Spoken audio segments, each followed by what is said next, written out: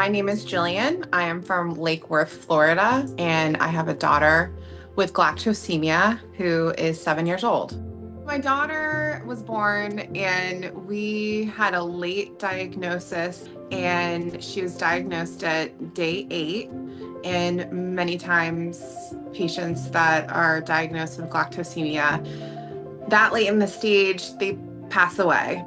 When Penelope had her screening, we went into the doctor's office and the pediatrician did a head to toe assessment.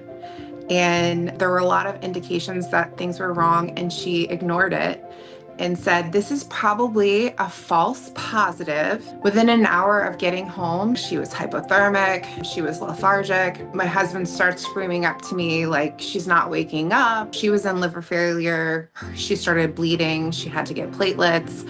She had to get antibiotics. 1 out of 50 newborn screenings is a false positive. That's why it's important to tell our stories, though, that doctors know that, hey, you do get a screening. This is a life or death diagnosis. She had these seizures in the same time frame a drug trial came about.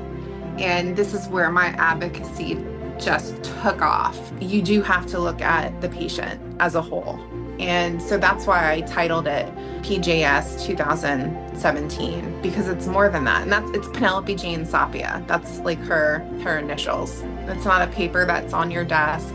This is a real person, a real little girl that at 3 years old started a drug trial. It's so emotional because we were just denied our drug.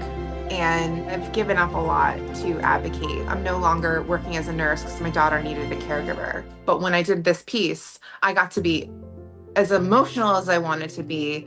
I got to put it all out there on that. And it was just so cathartic for me. And I think that's why the art piece is so important to me.